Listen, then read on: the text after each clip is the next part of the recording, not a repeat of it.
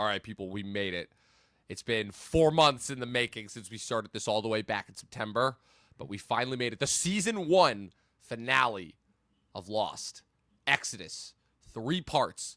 3 massive, action-packed episodes, all to build to an ending, sort of. I guess you'll have to find out in season 2. As I've mentioned in previous episodes, this is going to be our last episode of Talkin' Lost for 2 weeks. The next 2 weeks, we're going to be hitting the Super Bowl and Captain America Brave New World, and we will be back to start with season 2 at the end of February.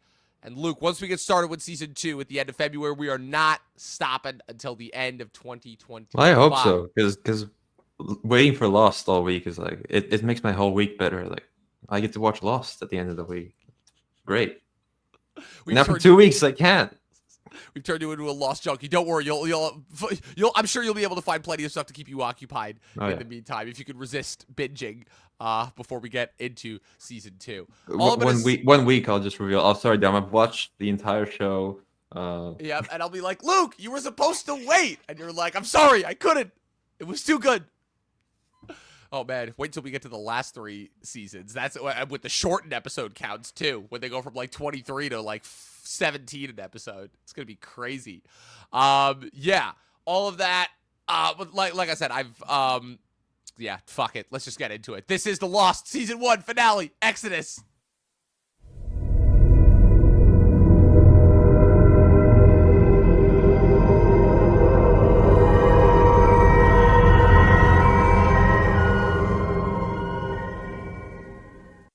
I had more that I was going to get into with that preamble, but I immediately forgot because I'm just really excited to talk about it, honestly. It happens every time. Yeah, it does. It's going to be a common, frequently recurring trend. Like I said, we'll be back to review some movies. We'll still be doing movie reviews throughout the year, but like I said, it's just going to be a matter of, like I said, Lost is priority, center stage right now. We both made a big commitment when we both signed up for this, and listen, I did every episode of Game of Thrones, and even though this has twice the amount of episodes of Game of Thrones, this is one of those shows that are worthy. Because it's never fun to do, like, a perfect show, you know, like a Breaking Bad or The Wire or The Sopranos, because everybody knows how great those shows are. Everybody's already talked about how great those shows are, and at this point, all that we would be doing is just sucking those shows' dicks, you know? Like, there's only so much more that we can say about those shows that haven't already been said. But with a show like this, a show that has had, let's say, more of a problematic history, a little bit of a problematic reaction, people weren't exactly as hot on it, but have maybe come around more so on it with time, you know, those are the types of shows that I feel like are worthy of a re-examination. Game of Thrones, that was the exception, because that was more so just me needing to go through my therapy of like, oh my God, what happened to the best show ever? Why did it fall so far? And then now, you know, we have House of the Dragon and spinoff, and I'm like, oh, okay, this is all part of their game plan, honestly. But Lost, man, this has been a really, really special ride. And the thing that rewatching these last 20, how long have we been doing this now? 21, 22 episodes? I know that we batched a couple of episodes with the pilot in this episode, but the thing that really has been really special about this is realizing how unique of a first season this was, because so few shows are able to hit the ground running right with their first season. You know, so many shows they take a little bit of time in order to really build up their footing, you know, figure out what exactly they're going. They usually really don't hit their stride until about season like 3, 4 usually. Lost, man, it hit the ground running as soon as it came out of the gates in season 1. I really must say that of all of my favorite shows, I really think this has the best first season, debut season of any show. And I'm throwing that in with the likes of Breaking Bad, Sopranos, Game of Thrones, some of my favorite sitcoms of all time, How I Met Your Mother, Community,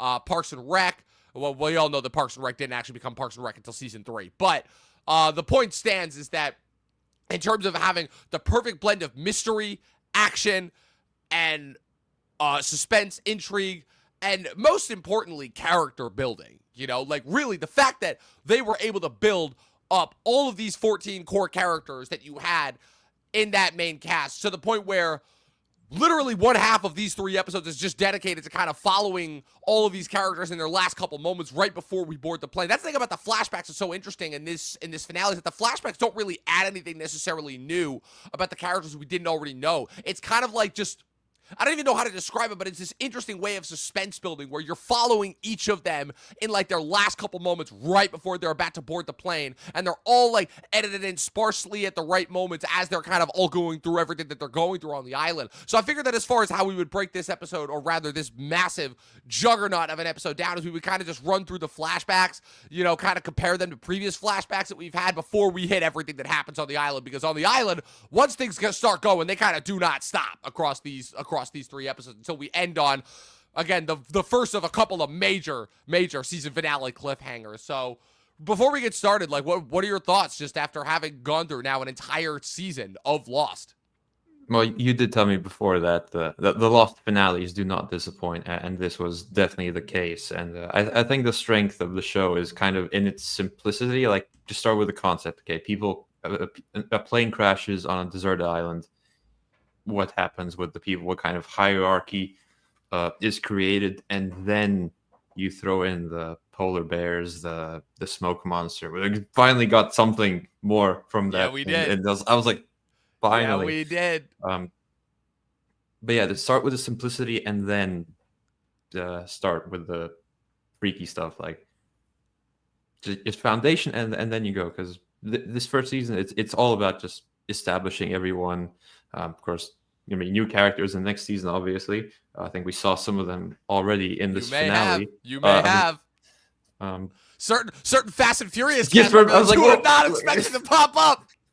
Like, what the hell? What is she You're doing? Like, what is she doing here? but yeah, I feel like we'll get to season 2, obviously. But I think now it's the show that they really wanted to show, like this secret island with this freaky stuff. Like I say, Succession, the show really starts at episode 6 after the vote of no confidence meeting.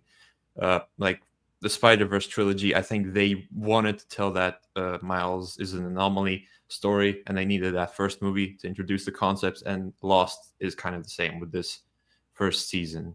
And with the flashbacks, it like we'll get to it in depth. But I thought, like, it's just a reminder that these are just regular people who happen to be on the plane at the same time, like people running into each other. There's the Shannon's like, hey, there's some Arab guy, like he left a bag, and the Arab's like, oh, that's not so soon after 9/11. That's the thing too that people forget. By the time this show ends, it had only been like 3-4 years since 9/11. So yeah, anti-Arab sentiment was still very high.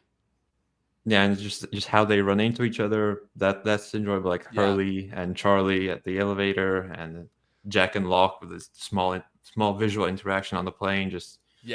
Yeah, really beautiful, touching moments as well. And even though nobody dies in that scene, again, they bring back the Giacchino score that, again, kind of became synonymous with Lost that they played during Boone's funeral, Life and Death, as it's become known. And man, it's just it's one of those few pieces of music where, again, you just hear it and you immediately like just feel something. And now that you've spent all this time with these characters, and now that you know them, you know, now that it's kind of like taking you back to kind of the before, you know, back when they were still like regular people in their regular lives, just getting on another plane, you know, and it's kind of insane, like following each one of them throughout this airport as they're kind of going off to their respective destinies, you know, with their past constantly trying to come back to get them. It's all kind of working synonymously, where it's serving so many different functions at once, where it's simultaneously it's fan service, if you could even make that argument, which I don't even know if that terminology applies here.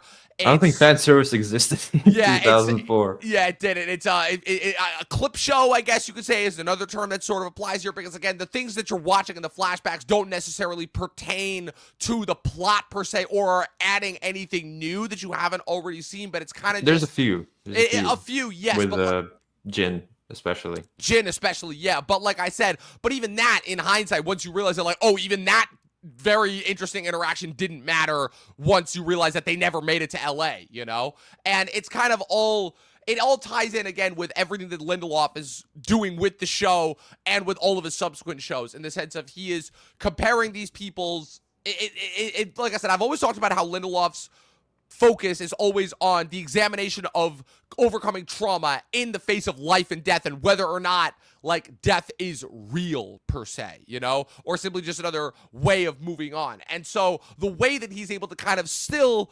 juxtapose all of their lives that they had beforehand. I'm just going to start running through the flashbacks in order to kind of I don't have them all in order. Well, I have them listed off here, basically. Right. Opening scene of episode 1, Michael and Walt arguing in the hotel room before they get on the plane. Walt just wants to watch some Power Rangers. Michael's trying to get some sleep, once again indicating that the two of them, at this point in their lives, were still not exactly on good terms, considering that Michael had never really even seen Walt up until this point. And you realize that them getting on the plane was really their first chance of actually spending time together as father and son, which once again ties up all their time on the island together. Jack at the airport bar drinking. Our first season 2 edition, who we get in this episode, Ana Lucia Cortez, portrayed by Michelle Rodriguez, in between Fast and Furious movies, because famously she did the first one, and then the second one of only which featured Brian O'Connor, the third one which didn't feature any of the main cast members. So she filmed this in between that movie, and then we'll get to why she ended up leaving the show in season 2, because she is a main cast member in season 2. Comes back obviously for 4. She had to go shoot Avatar. Yeah, exactly. Then she had to leave that to go shoot Avatar before she came back, and has been with the Fast and Furious movie since. So they have a nice conversation. They introduce each other. She reveals that she knows that his dad died because she overheard him, and that she hates flying, but that the worst part is over. Again, anonymous foreshadowing, or is it? Sawyer interrogated at the police station, not arrested for murder, but instead for getting into a bar fight with somebody who, as it turned out, was the Minister of Agriculture. And what's it called? That's just typical Sawyer luck. Like, he happens to punch a government official. Exactly. Of course, and because of course Sawyer was going to punch a government official. The police officer reveals he knows his real name, has him deported, tells him to never step foot in Australia again, to which Sawyer says, "Don't worry, I ain't ever coming back here." Kate with the marshal, they're about to go through security's going through the contents of the gun case. He pulls out the little toy plane. The marshal kind of summarizes everything that Kate was up to in the flashbacks, where again she got she got Tom killed, and so as a result orchestrated that entire bank heist just to be able to get the plane, causing, instigating Kate to attack him, and reveals that's why I need 5 guns. Shannon in the waiting area reading a book. Saeed asks if she could watch his bag. She ignores him. Boone comes back, tells him that they couldn't get them in the first class because she got into an argument with the gate agent. Boone and her argue about her being useless. She goes and reports Saeed to airport security, and I'm like, oh, that's fucked. Once again, reminding us that Shannon is the worst. Son brings Jin coffee. Overhears an American couple mocking them. She obviously understands them, knows that Jin has no idea what he's doing. It's funny because when she spilled the coffee on Jin, I wasn't sure if she was gonna go and chew that American couple out or not, or if that was like legitimately a moment of her like just being so nervous that she knocked the coffee. She's above that. Right, I figured as much. But anyways, that leads Jin to go into the bathroom. Sorry, as I fast forward, that leads Jin to go into the. Sorry, I'm just scrolling through. So that leads Jin to go into the bathroom to clean his shirt. He's cornered by a seemingly normal guy who first speaks to him in English and then starts speaking to him in Korean, reveals that he works for Son's father, and is like, yeah, you're just going to deliver this package, and you ain't going nowhere. You are never going to be free. You are never going to escape from your previous life. Then we cut to Saeed being let go by airport security, and the airport security reminds him, like, sir, you did leave your bag unattended. Just being like, yeah, this wasn't completely racially motivated. That would be suspicious regardless. It just, sucks for your skin color, obviously. Charlie, searching for heroin in a hotel room, finds it. The addict that he sleeps with beats him up, trying to get one last bump. She's like, oh yeah, I really, really care about your shitty badge. She even gets the name wrong. Back to Michael and Walt at the airport. Michael calls his mom, begging her to try and take and raise Walt, saying that he's not ready for it. Walt's right behind him. You think he overhears him, but you're not quite sure. You're like, okay, he's like, just ask for more batteries for his Nintendo. Michael's trying to make small talk conversation with Walt. Walt's ignoring him the entire time. Do you think that Walt overheard him on the phone, or no? You think that, and you think he's just playing dumb, or you don't think he heard anything? I think he did overhear, and he has this sort of understanding, like, hey, none of us are happy about this outcome, and just kind of move on, sort of thing. Exactly. Yeah. Then we cut to part 3. Hurley wakes up in the hotel to see, of course, naturally, like all of his luck up until that point, all of the power in his room is out. and he has no idea. And of course, he's running late. Again, I have the sequence of events here in which he tries to get out. He's trying to get back to the plane so he can get back to the States for his mom's birthday. He briefly sees Charlie in the elevator, which is of course full of people, so he has to run down the stairs. Grabs his car. The car runs out of juice right as he's about to get to the airport. He gets to the airport. He manages to check in. He's forced to buy another ticket because of his weight. Australia requires him to buy 2 tickets for both seats next to him. Realizes that he's at domestic, not international terminal. Has to make a break, run to the international terminal. Tries to cut through the line of security. Cuts past Arts. Arts calls him out. Security forces him to wait at the back of the line. He makes it through. Pays an old dude $1,600 for his scooter to try and make it through. Barely makes it to the plane. The flight attendant, who is literally just closed the doors, takes mercy on him, allows him on the plane. Could that be what caused the plane to crash? We don't know. He gives her a big hug before he finally makes it onto before he makes it onto the plane.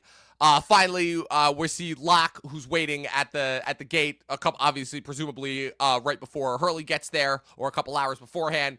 They say that they're not able to get him on the plane with the wheelchair, and because the wheelchair that they use to get people on is not accessible, 2 of the attendants offer to carry him on. He begrudgingly accepts, but you can tell that this is a big blow to his pride. And of course, he drops one of the manuals before he drops the manual that he's trying to read, and of course he can't reach it. And then finally, we have our final montage of all of the survivors who we know up until that point getting on the plane. They're all seated and boarded. We got one brief shot of Claire as we see her getting on the plane, which was, again, we saw previously in her solo episode, Raised by Another. And yeah, like I said, you had life and death all playing very conspicuously around them as they're all kind of getting ready to board the plane. You see Jack having that one facial moment with Locke. Right before, obviously, inevitably, the plane takes off and takes them to where they need to go. So, like I said, it's very brief, it's very montagey, but again, I love getting to spend a brief minute with all these guys, like kind of, again, reminding us of like who they were before they got to the island. And it's really, really good stuff. It's really, really good stuff. Probably my favorite set of flashbacks. Also, if I'm not mistaken, I believe the only episode where we get flashbacks of all the characters before we get to obviously the final couple of episodes, like I was surprised, like this onslaught of flashbacks, like 1, 2, boom, boom. Okay, we're going through all of them. But it all worked as far as like seamlessly being edited in with the action going on the island. Yeah, again, they're just masters at that dual timeline presentation. Yep. And you're going to see once we surpass the flashbacks, once we get past season 3, oh man, they take that dual story structure to a whole new level, is all that I'm going to say. So, without further ado, let's get to the island and what's going on. So like I said, we've been building up to it for 22 episodes. The raft is pretty much ready to go. Everybody's getting ready. Walt wakes up, goes to, use the bathroom. And of course, who comes out of the jungle? Rousseau. She's back. Also, I realized that, when I first started talking about Rousseau, I neglected to inform that the actress who portrays her, Mira Furlan, unfortunately passed due to, I believe it was complications with either cancer or pneumonia, one of the two, back in 2021. So that was one of a couple of lost alumni that unfortunately we've lost along the way. We're, again, lost surprising amount of longevity with this cast. I believe a majority of these cast members are still alive. I got to check and see if the actor, I believe the actors who play Penelope and Charles, who are 2 older characters that come in later on in the show's run. I don't remember if they're still alive or not, but the majority of the cast members, I believe, are still alive. So that's that's impressive, to say the least. But so Walt wakes up to take a piss. He sees Rousseau coming out of the woods. The survivors are all getting they're like, oh no, what's she doing here? A few of them survive her, a couple of them recognize her. Hurley, Saeed, characters who've had interactions with her, and she gives them the ominous warning. She's like, the others, they're coming for you. You only have 3 choices. Yes, you only have one of 3 choices. Run, hide, or die. Title card. Boom. Sawyer had a great line. It's like, it's got to be the French chick. Like, Sawyer, obviously, once again, great. What's it called? Rousseau, basically, and then after the title card, she gives some more context as far as everything, how she originally came to the island pregnant, gave birth to her daughter on the island before the others took her, and the omen being a pillar of black smoke coming out of the woods. So naturally, of course, the survivors are like, okay, like, what are we gonna do? Jack and Locke, that's the other thing too that really, really sets this episode apart. This is like the pinnacle of the Jack and Locke debate that's gonna kind of drive through the rest of the show, where basically Jack naturally thinks she's crazy. Locke is like, yeah, she may be crazy, but that doesn't mean that she's lying, especially given that Locke is the one that constantly has to remind them, like, yeah, the others are real and they have attacked us, so we know that they are a thing here. Basically, the whole thing is that Jack is like, look, if we're going to have any chance of getting rescued, we need to get this raft off the island stat. So that leads to them rallying all the rest of the survivors together in order to start getting the raft lacing tracks in order to get it down to the beach. And then they almost succeed until the mast breaks. Of course, Michael and Sawyer start arguing. They're like, and Michael's like, listen, man, you're barely useful as it is. Sawyer's like, what the hell? This wasn't my fault. And then, of course, as they're arguing, they see the pillar of black smoke in what's it called, in the corner of the island. So and just seeing that is so Yeah. it is real. She's not bullshitting. Like, yeah, she's not bullshitting. she's not a completely unreliable narrator. Yes. Situation. Exactly, yeah. Russo says that while she can vanish right into the jungle, the rest of them can't. This leads to Locke showing a couple of the other survivors. Like I said, up until this point, there's only 3 people who actually know about the existence of the hatch: Locke, Saeed, and Jack. But at this point, they show them the rest of the hatch, and and Jack is immediately like, okay, like, so we do have a means of actually like hiding, and providing shelter, So Jack tells the rest of the survivors that they have a plan, and then in comes Arzt. Oh, poor Arzt. Poor Arzt. We'll get to him in episode 2. Yeah, we'll get to him in episode 2. But yeah, man, like I said, there's a reason why if you're not in one of the main credited 14 survivors, you are not long for this world. Corners him. He says he's figured out the plan that they're gonna use the dynamite from the what's it called, that they're going to use the dynamite. That's another point that I forgot. Basically, Locke asks Russo where she got the explosives that she used to booby trap her hideout, and Russo reveals the black rock, and that she can take them there. They don't know what the black rock is. Arzt kind of figures out what the plan is, and he basically forces them to include him, and he's like, considering none of them really know how dynamite works, and that he's coming with them. Michael tells Sawyer that they'll work faster without him, so Sawyer starts cutting up bamboo sticks in order to try and contribute. Jack runs into him, gives him the gun since he figures out that they probably won't see each other before they leave, since Jack's group is leaving to go and get the dynamite while the rest of the survivors are on the beach. And he tells them that after they push the raft off and after the raft gets off, to evacuate the beach and head towards the caves in order to in order to protect themselves. Sawyer figures that since this is their last encounter, Sawyer does actually something that I was not expecting to, which is Sawyer tells Jack about his last encounter with his dad and with Jack's dad in the bar, which turns out to be pretty impactful moment, honestly. Like, and a rare moment of humanity too for Sawyer that I was not expecting. And this is like kind of an unexpected bonding moment. The fact that Jack was, again, kind of that guy that was always striving for that last word of approval, from his dad, if his dad telling him that he was proud of him, that he knew, based on the type of character that Christian was, that his dad was never going to give him.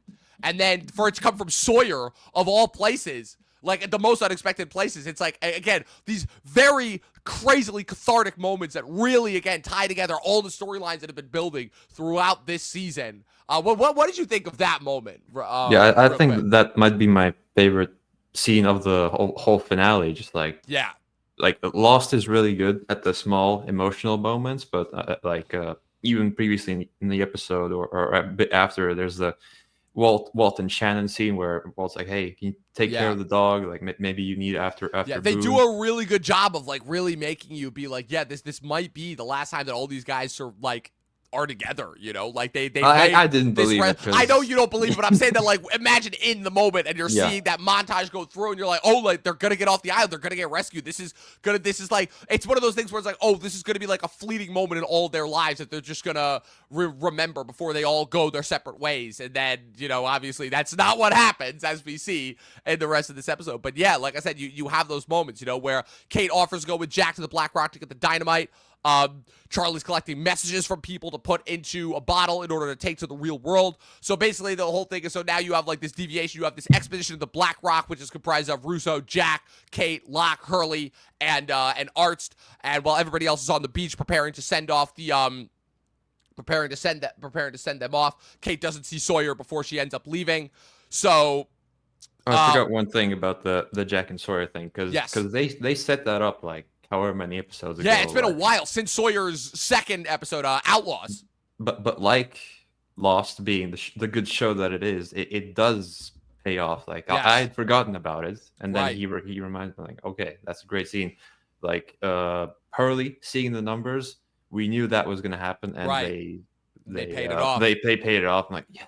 It's so incredibly satisfying. And it's so funny because, again, this is what I'm talking about with the binge mode in a network TV standard, where, again, if you're watching this week to week, it would be understandable why you would miss certain things. But if you're binging it all together and you do see, no, they did pay off these seeds that they laid along the way, you just had to be paying attention. And again, it is the fact that Lost was this groundbreaking show that was doing this at a time when no other network TV was going on. Because the other thing that I forgot about too during this time period is that in addition to HBO, obviously, in the rise of shows like The Sopranos, The Wire, Deadwood, Sex and the City, in addition to that, you also had the rise of FX and cable, and you had shows like The Shield and 24 premiering. These shows that, again, were also continuing to incorporate, but those were on cable, not like basic network shows. So again, it's once again these things that really show that Lost was ahead of its time. Can you really quickly explain what's the difference between cable and network? Basically, the difference is that cable you pay extra for. Network is the three basic network shows that if you were to like get any sort of television service, it would be your basic three shows: ABC, NBC, and CBS. And then cable would be all the extra shows, your Bravos, your FXs, your ESPN, and all Lost that was stuff. A network. And Lost was a network show that was on ABC. It was a Disney production. Got it. So, basically, we have those two. We have those two. Yeah, so that's basically the breakdown, because in fairness, I sometimes get a little bit lost with the explanations myself as well when when I'm trying to break down and delineate, because obviously now in the wake of streaming, all of that seems antiquated. So, what's it called? So the quest for the Black Rock takes off. They start heading off. They stop for a rest. Locke notices some very interesting scratches on Rousseau's arm, which he asks about. She says that she got them from a bush, which automatically smells like bullshit. Like, I don't know about you, but like that moment when I heard that, yeah, it's like, I'm like, I'm sorry, I didn't realize that bushes had claws on them. Those are not like basic scratches. Those are like gouge marks in her arm. So that's automatically like kind of our first indicator that something is rotten in Denmark. Something is not quite as it has been told to us. You have some funny banter back and forth between Arzt and Hurley, where Arzt is trying to like basically essentially justify his character arc, and Hurley's like, what? And it's really funny that like Hurley's the one that's receiving all that. They reach the so-called dark territory, where Rousseau reveals that this is where her husband Monted lost his arm. Arzt gets scared and runs off. On the beach, Sawyer brings the new bamboo stick to use as a replacement mask, which kind of, restores his good grace with the other two. Back in the jungle, Arzt comes running back, being chased by the smoke monster, who we haven't seen in, it's been a while since we have seen the smoke monster. I think since Hearts and Minds, Boone solo episode way back when is the last time that we saw it. The group hides. Locke and Hurley stand completely still. As the creature retreats, Kate asks Rousseau what it is, and Rousseau states that it's a security system for the island. So that's our first indication as far as what the smoke monster might actually be. On the beach, Walt entrusts Shannon with Vincent, saying that he's good to talk to in terms of helping to, overcome trauma and tragedy. So that's once again demonstrating that Walt has really matured as a result of his time on the island. Saeed gives the raft crew the airplane radar, the radio, and some flares, tells them to only turn it on every hour to conserve battery. Sun gives Jin some sheets with English in order to help him with his translations. Jin apologizes to her for everything that they've done. Sun says that he can stay, but Jin says that no, he's going because he's being punished for his actions, and that he's going to save her. The group all comes together. They push the raft off. The raft is officially off. They're going. Vincent, we have this one last moment where Vincent tries to run after Walt. Walt tells him to stay. And in the jungle, the crew reaches the Black Rock, which is revealed to be this ancient Spanish vessel that, that is stranded somewhere in the middle of the jungle. Once again, an indication that who knows where and when the island is in time. And that's kind of the end of part one. That far inland. Yeah, exactly. They theorize tsunami. Exactly. It's a couple different things, but like I said, so part one ends. The crew is, like I said, the first of the two storylines have kind of gone. The raft is taken off, and the crew has arrived at the Black Rock in order to get the dynamite that they're going to need to blow in the hatch. So those are kind of like our first two storylines that are set up, which are the crew, which are, like I said, the raft crew, and then the dynamite crew, the Black Rock crew, the hatch crew, whatever you want to call them. And then part two kicks off, and then you have our kind of third tertiary storyline, and you realize the real reason why Rousseau's with the survivors, which is baby Aaron. So part two kicks off, starts with Aaron crying as everybody's getting ready to evacuate to the caves. Charlie everyone's super on edge. Yes, like, okay, understandably something's so. gonna snap. Like, Yeah. Someone or something's gonna trigger it, and either way, something bad is about to happen. What's it called? Charlie demands a gun to protect Claire. Saeed refuses. The crew starts recovering the dynamite for the Black Rock. Rousseau leaves. She's like, okay, I basically served my purpose. I'm gone. Locke's like, let her go. Locke theorizes the Black Rock is a mining ship that departed somewhere from Mozambique. They find the dynamite. They bring it outside. Arts is going off and on about how the crew is leaving him out and ignoring him. And he mentions like, oh, there's 40 other people on this island. Like that's a little bit of a meta. Yeah, it's a little bit of a meta breaking the fourth wall. We know that there's 40 people. Yeah, we it's can't like have we get it, characters. but we can't possibly like examine like 40 characters. It's enough that we were able to do it with just these 14. I literally had in parentheses in my notes here, potential commentary.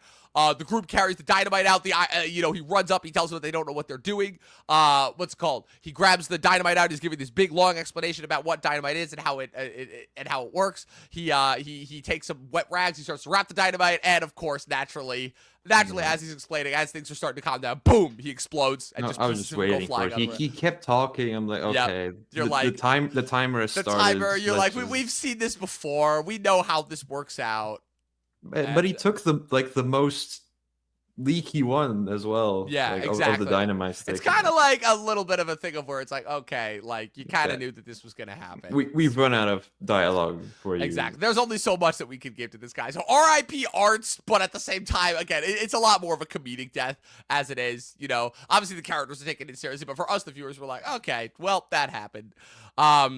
What's it called? So on the raft, like I said, the raft in this episode is kind of sporadic. It's basically just like them arguing. It's Michael comments how it's possible, how it's possible for an island this big to possibly go unnoticed. They're figuring out, Sawyer and him are bonding over the radar. Sawyer once again gets to prove himself when they run over a log.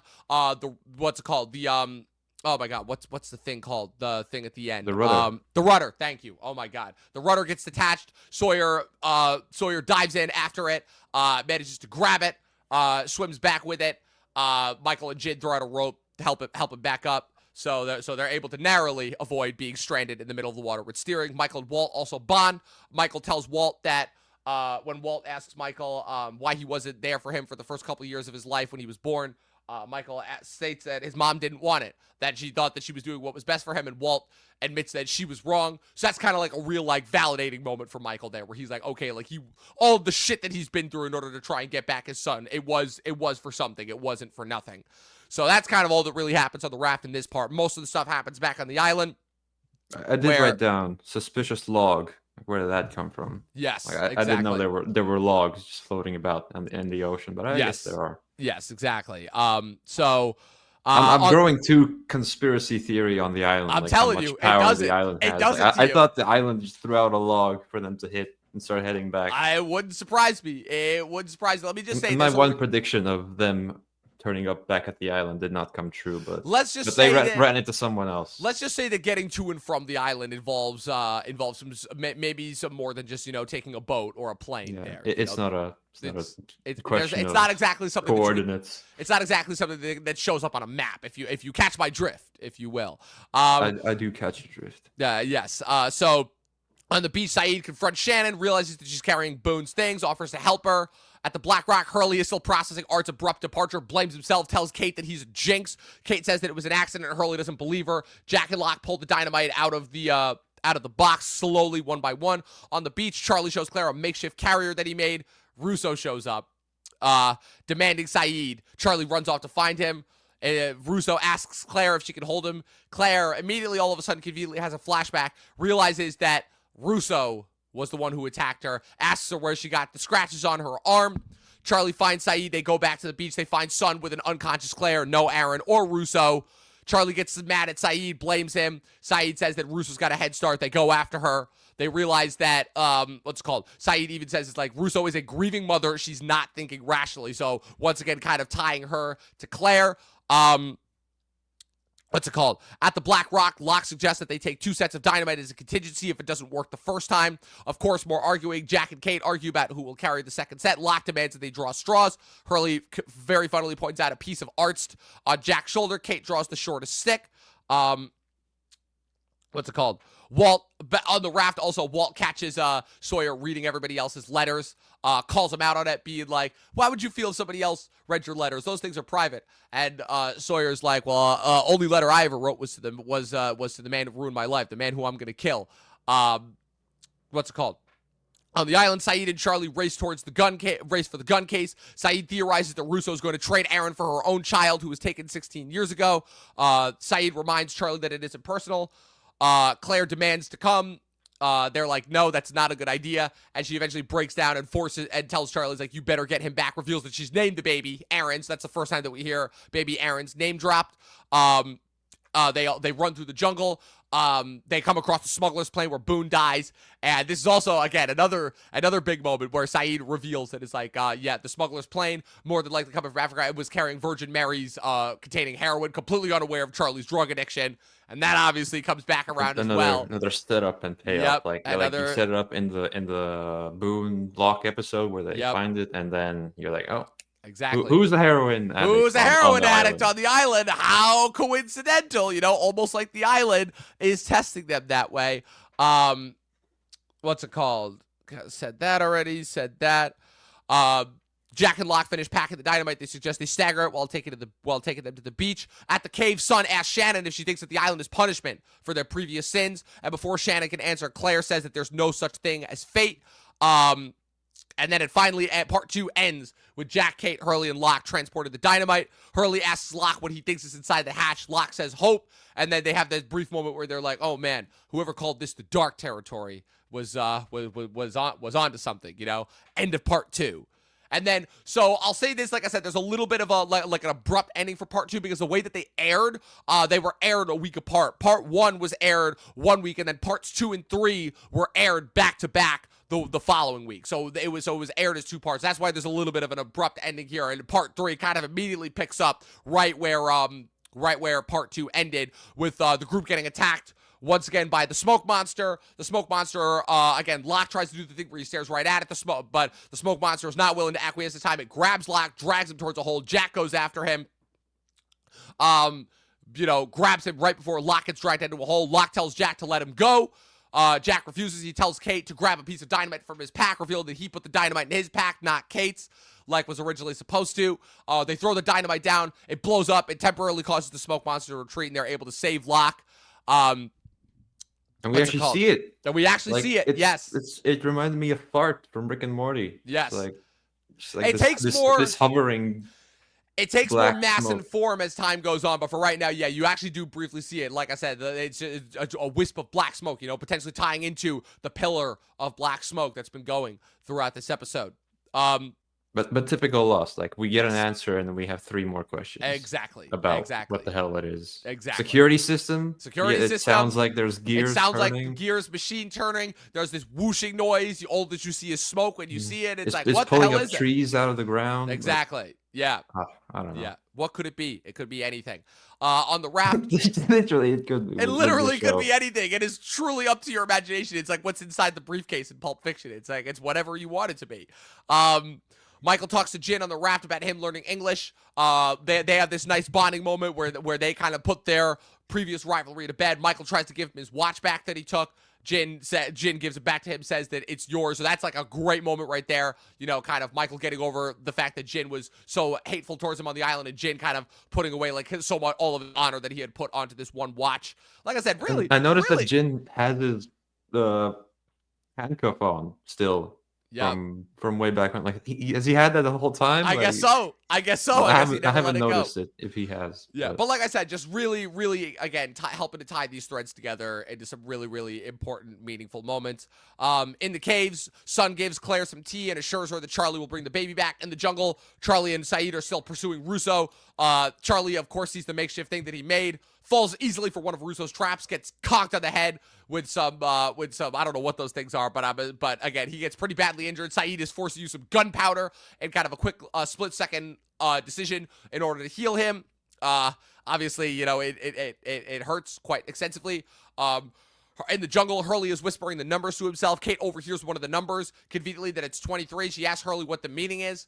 Hurley's like, why? Why do you care? And she's like, the marshal, the guy who gave her up in Australia did it for a $23,000 reward. So that's just more so, I think, like, more so like a little bit of a coincidence. And then we have our first major Jack and Locke there moment. are allowed to be some coincidences. In yes. this show. It's really tricky in a show like this, but there are allowed to be some coincidences. But it leads to, again, another great Jack Locke moment where, again, we didn't get that for like a majority of this season, but obviously we got it really in the last couple of episodes, really since Boone's death. And you had Jack and Locke kind of going back and forth. You know, again, the man of science versus the man of faith. Jack confronting Locke about what happened with the smoke monster. Locke states that he thinks that he was being tested and that he doesn't think anything was actually going to happen. And the reason, and this is the first time where they actually bring up the man of science versus man of faith as far as why there's this constant tension between him and Jack. As far as Jack is the man of science, everything needs to be reasonable, everything needs to make sense, everything needs to have a logical, rational explanation, versus Locke, who is the man of faith, and believes that the path that the island is guiding them towards the hatch, and that's what it is. There's no sort of like kind of scientific reasoning for it. That's the name of the next episode. Exactly, Science, and also how that's the whole reason why they were brought to the island. How the island, you know, brought them all there for various different assorted reasons. Jack asks if he talked to Boone about this, and John states that Boone was his necessary sacrifice that the island demanded, and that the path ends at the hatch. Jack disagrees, said that they're opening the hatch just so that they can survive, and that he doesn't believe in destiny. So once again, like some really awesome moments.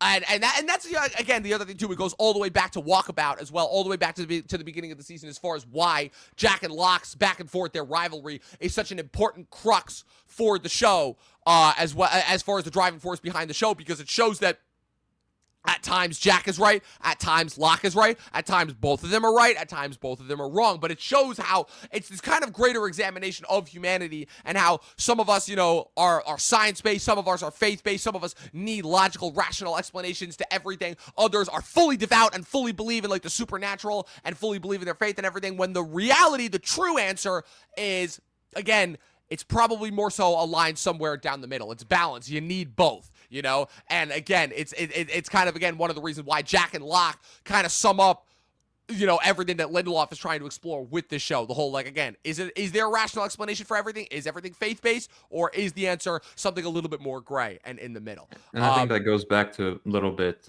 like Locke says, oh, Boone was a necessary sacrifice. That goes in a bit of his almost worship of the island that we discussed in his second flashback episode, where, well, I don't remember exactly what we discussed, but it was like he hasn't had this like parental figure, so now the island is like what he looks to, and then I'm sure that will be developed as we go into the hatch and as beyond. we saw in all of Locke's flashback episodes. Again, he always seems to be a man who is searching for purpose in his life. Again, he doesn't really work a whole lot of he doesn't really have like a big-minded career, as we see at least in this first season. He doesn't really have any romantic prospects. You know, the only parental figures in his life conned him out of his kidneys. You know, we see him working in a Toys R Us, like a pop-up store, or in a box company. Again, you know, he's paralyzed when we first meet him. Locke is somebody who is always kind of searching for purpose in his life.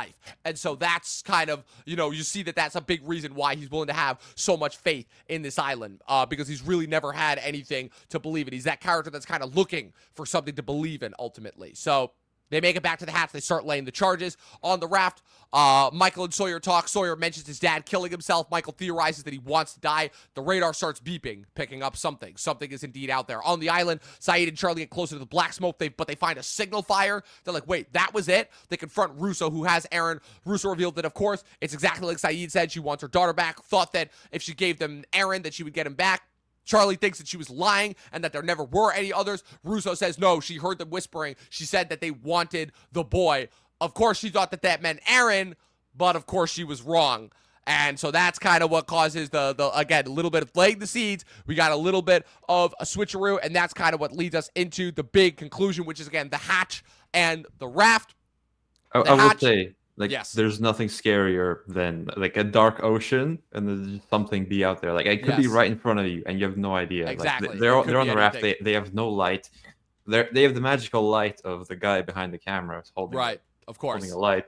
But even then, just the blip. Like, what is the blip? I thought it might have been the hatch or something, but no, it was something else. So yes, and it's really, really good storytelling as far as how it laid the track. Where again, this whole thing was kind of set in motion for Rousseau to try and make this deal with the others, but she kind of screwed up, assuming that they were after Aaron, when in reality they were after Walt. So once again, tying in all of these different threads that have been built up. Walt obviously, again, potentially being this prophetic character, this seer who could see visions into the future. Again, that was a storyline that they were unfortunately forced to drop because of how much Malcolm David Kelly grew behind the scenes ultimately. But on the raft, they see the boat, they think they're being rescued, but it's kind of this little dinghy, not really an official thing. It's kind of our first, proof showing that, okay, there were other of the others, besides Ethan on the island. You see a man in a makeshift beard, played by MC Gainey, well-known character actor, also known as the pilot prisoner in what's it called? In in Con Air, and then Boyd Crowder's dad, Bo Crowder, in the first season of Justified. Yeah, Con Air. He's the Diamondback or whatever. He's the pilot that's making all the really terrible jokes. That's the dude with the it's been a while. Tom. It's been a while. Yeah, I don't remember. Yeah, you don't find out his name until season 3, but you eventually find out that his name is Tom. The others, of course, they take Walt. Sawyer goes for the gun. They shoot Sawyer. He falls off the boat. Jin dives in order to grab him. They knock Michael off the boat. They light the raft on fire, and they take Walt. And unfortunately, their attempt to get off the island has been waylaid. Meanwhile, back on the island. And again, about the raft, I mentioned this a while back. You can have all the polar bears, all the smoke monsters. Nothing will be scarier than other people that want to do harm. Exactly. And what do they want with these kids? I can't. What do they want with Walt? What do they want with Walt? Only time will tell. What's it called? And exactly like you said, it's the Walking Dead argument. Back on the island, like I said, everybody's happy. Back in the caves, they're all reunited. Charlie gives Aaron back to Claire. They have their brief little body moment. Shannon reunites with Saeed. What's it called? Sun kind of looks on. All that good stuff. Finally, back at the hatch, you have, what's it called? Back at the hatch, you have all of them starting to lay the charges. Jack basically talking with Kate, being like, listen, Kate, arguing why they took the dynamite, being like, look, Kate, once we blow open the hatch, he's like, I know, we're going to have a lock problem, and I need to know that you have my back. Hurley, of course, is getting over towards them, drops the flashlight, sees the numbers etched into the hatch, immediately goes berserk, haywire. He's like, no, we can't do this. We can't blow open the hatch. This is not a good idea. Once he sees the numbers, it's again, these stupid numbers that have been plaguing Hurley, causing all of this bad luck to follow him all the way to the point where he crashed on a fucking deserted island that may or may not even be in the time-space continuum, and he sees the goddamn numbers etched into the side of this thing that have been haunting him for fucking years on end now. And of course, imagine the psychological, oh my god, I would have had a breakdown. I mean, it's understandable why Hurley starts ranting, and he's like, no, stop. But of course, it's too late. They light the fuse. It goes off. The hatch blows. And our last shot. But it wasn't too late because Locke hadn't lit the fuse yet. Right. You usually really contemplating it, and he thought, no, I have to get this hatch open. I have to. All the characters. Yes, for me as well. You have to get the hatch he's open. like, please, get that fucking hatch open. You literally had characters die. We need to know what is inside this stupid hatch. And of course, that leads to the final shot of the episode, the tracking shot of Jack and Locke staring down as the camera goes down the ladder. Cut to black, cut to credits, and that's the end of season 1. And it would leave everybody on a cliffhanger for 4 or 5 months until season 2 Of premiere course, later they had that to year in like 2005. like They had to. with They with a had show to. with a show like this is the cliffhanger Exactly. show. Of course I not. feel Of like, course, it is more the than show. any other. The reason why we have cliffhangers in TV is because of this show, you know? Like, Sopranos never did cliffhangers like this, you know? Sopranos would do a cliffhanger, and then it would forget about it and just do something odd. And then, like, a couple episodes into the run, it'd be like, oh, yeah, that did happen. And then they would just acknowledge it and move on, you know? This was the show that deliberately left, like, cliffhangers, being like, oh, yeah, like, this is what's gonna happen, you know? So, yeah. And they only had to wait, you say, like half a year. Yeah, exactly. That's the thing, because then this was at the time where we knew that we would get TV shows back at a certain time in the year, you know? Obviously, you know, if, you know, you would run your September to April or May run in the spring, you would have your winter break, and then you would have, you know, they would break for the summer, and then they would come back in September. And that was how TV was for years, you know? And then cable, obviously, and HBO, you had the show run one time of the year, and then you would just have to wait a little over a year about it. Now, sometimes shows end, and you never know if and when they're going to come back, you know? We fucking waited 3 years for Severance to come back, and it's great, but it's like, wow, 3 years. Thanks, you know? yeah, Oh, man. So that's it. I really love that last shot. Like, Yeah, it it's an gives us incredible an final answer. shot. It gives us an answer, but not like the answer. Like, Exactly. okay, it's a ladder. What does it lead to? And Yes. then season 2. Exactly. Real quick, because you and I haven't gotten a chance to talk about this. What's it called? You know, obviously we got to talk a little bit about our boy, one of our boys, Christopher Nolan, and this ever expanding Odyssey cast. Well, first of all, you and I never really got a chance to talk about the fact that Christopher Nolan is doing the Odyssey for his next movie, and kind of what a shift that is for him. You know, him going from somebody who primarily stuck within the sci-fi route before going straight biopic, albeit existential biopic for Oppenheimer, and now he's making the shift to going into straight hardcore fantasy. He's working with some newcomers. You know, he's working with Tom Holland and Zendaya for the first time, but for the and Charlize Theron and Lupita Nyong'o for the first time. But the rest of the cast is people that he's all worked with before: Matt Damon, Anne Hathaway, Robert Pattinson. And then recently they've been announcing some new additions. John Bernthal, who he's never worked for. I need to hear John Burth like, let me ask you something, Poseidon. Yeah, Just no, like, it's let me ask you something, Poseidon. There's never let. It's always the. let me tell you something. Let me tell you something. John Leguizamo, who I believe he's never worked with before. Benny Safdie, after they worked together in Oppenheimer, and then they just recently announced again an Inception reunion, albeit with a little bit of a twist. Elliot Page coming back to work with Nolan for the first time since Inception. Himesh Patel, who he worked with in Tenet. Bill Irwin, who he worked with, was the voice of Tars famously in Interstellar. One of my favorite voiceover performances from that year. People are saying just put Tars in as Tars. Honestly, I'll I'd fine be with down. it. I'd be down with it, honestly. My hope, and I can't believe I'm saying this, I'm hoping that he makes this like a true epic. Like in the wake of like Ben-Hur's and Lawrence of Arabia's and the Ten Commandments, where this is like the full like 4-hour long movie with the intermission. Like you said, the movies are only getting longer, you know? The movies are only getting longer. And I really think this could be it. This could be like his longest movie yet. I really do think that. So I think the first half will be unlike seemingly the American education system, I was not taught this in school, but like the day after they announced, I went out and found it. So I'm gonna read it soon definitely enough. It's definitely worth reading. I read it when I was in. There's a reason why this is kind of like the pinnacle of all of like the Greek myths that I have learned about. So yeah, and he's shooting on location. People are already theorizing how he's gonna do the monsters with practical the monsters effects. Like it's gonna be like a stop motion kind of thing. I'm wondering, and this is my take, I'm wondering if he's gonna do it more of like a, ironically, it's kind of interesting how we're bringing this up, talking about this with Lost, right? I'm wondering if he's gonna do it like where it's maybe a thing of where it's like, oh, were these monsters and these gods, were they even real? Or are they just figments of Odysseus's imagination, and it's all just kind of PTSD, because the whole thing is this voyage is Odysseus trying to get home after he fought in the Trojan War, right? And he's one of the only survivors of the Trojan War. The character of Odysseus does appear in the movie Troy with Brad Pitt, ironically played by Sean Bean. You know, a delicious irony there being that Sean Bean, who is known for dying and everything, plays the one character that survives that movie, you know, in a movie that pretty much kills off every one of its main characters. So yeah, so I wonder if he could do something like that, where the Cyclops and all the monsters that he meets along the way could just be figments of his imagination. So I'm wondering if he's gonna do something like that, you know. But either way, again, if you put Nolan's name on it, I'm there for it day one, obviously. And again, and I love how too, again, he's doing the thing like he did with Tenet, like he did with Oppenheimer, where again they're announcing the official movie and the release date a year in advance, and just. I'm like the ticking clock. You're hearing reports about sets being built in Morocco, and you're like the clock is on. I have the date etched in my calendar, July 17th, 2026. I gotta wait a year and a half for it. I don't care. I will wait every day for it, just like I did with Oppenheimer. Will this make my number one in the year like Oppenheimer did? I don't know, because again, Oppenheimer was really kind of the seminal moment in Nolan's career. I don't know if The Odyssey will be that, but like I said, this is his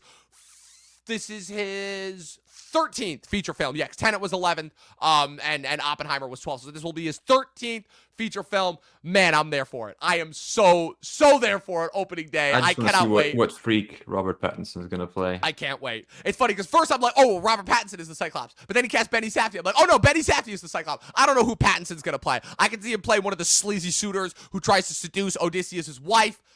Either way, like I said, I'm there for it day one. This is an incredible cast. I cannot wait to see. But you do think it's going to be Damon as Yes, Odysseus. I do. And I think Tom it's Holland Damon. as Yeah, those are two that I'm Tele- convinced something. of. Is Damien is Odysseus, and then Holland is his son Telemachus.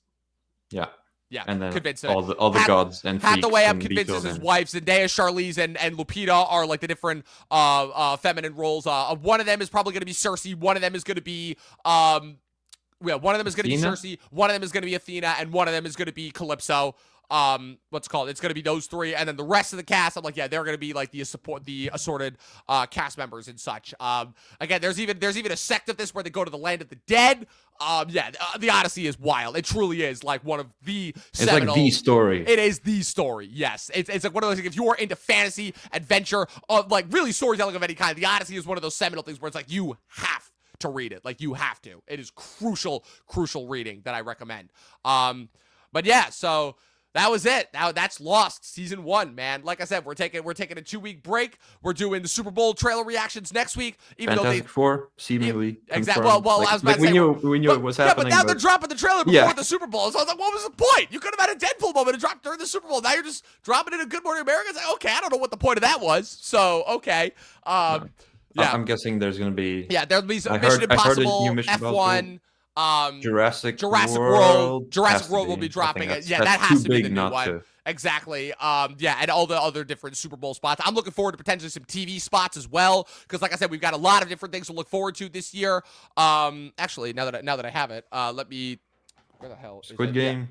Yeah, Squid Game Season 3, we already have a release date, but that's not really one of the ones that I'm looking forward to as much. Where is my list of TV shows? So, like I said, we have release dates for this quarter for Invincible, the final 5 episodes of Cobra Kai, Yellow Jackets, White Lotus, Daredevil, Righteous Gemstones recently got a release date, Wheel of Time Season 3, Last of Us is set to premiere in April with no release date yet, Finish the game. Andor final season. You final season, and then the shows that we are still kind of waiting for release dates for, The Bear season 4, Chad Powers, that Hulu show with Glenn Powell. I'm definitely watching that. Yes, Night of the Seven Kingdoms, Hack season 4, Monarch season 2, Gen V season 2, Alien Earth, we could get a teaser for that.